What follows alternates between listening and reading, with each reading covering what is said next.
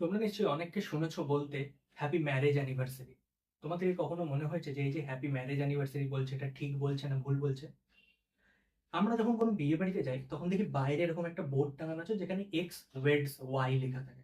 অনেক জায়গায় তোমরা দেখেছো যে এর সাথে এর বিয়ে হচ্ছে তো তার নামটা, তারপরে ওয়েডস WEDS, আর তারপরে যার সাথে বিয়ে হচ্ছে তার নামটা দেওয়া থাকে।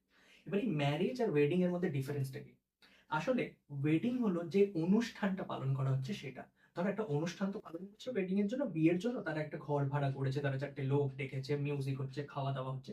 এই পুরো অনুষ্ঠানটার ব্যাপারটাকে বলা হয় ওয়েডিং। আর এই যে সেদিন থেকে নিয়ে এবার সারাটা জীবন একসাথে থাকবো, এই যে একটা প্রতিজ্ঞা, এই যে একসাথে চলার যে শপথ, এটা হয়ে গেল ম্যারেজ। এই যে সম্পর্ক, বিবাহ বন্ধনটা হয়ে গেল হচ্ছে তোমার ম্যারেজ, আর বিবাহ অনুষ্ঠান যেটা সেটা হয়ে গেল ওয়েডিং।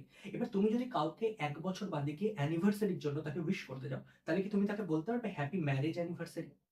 অনেকেই যদিও এই কথাটা বলে, কিন্তু এটা ঠিক না। নেটিভ ইংলিশে কখনোই হ্যাপি ম্যারেজ অ্যানিভার্সারি বলা চলে না। কেন বলা যাবে না? নেটিভ ইংলিশ যারা বলছে, যাদের মাতৃভাষা ইংলিশ, তারা কখনোই এটা বলে না। কেন বলে না?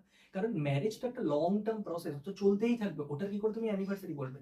আর আমরা জেনারেলি অ্যানিভার্সারি আমরা কোনটাকে বলি? আমি মনে করো যে দিনটাতে জন্মেছি আমি, সেই দিনটাতেই তো কাউকে হ্যাপি বার্থডে বলবো। তো লং টার্ম আমি এখন বেঁচে আছি, আমি সেটাকে তো হিসাব করবো না, আমি যে দিনটাতে জন্মেছি সেটাকে বলবো।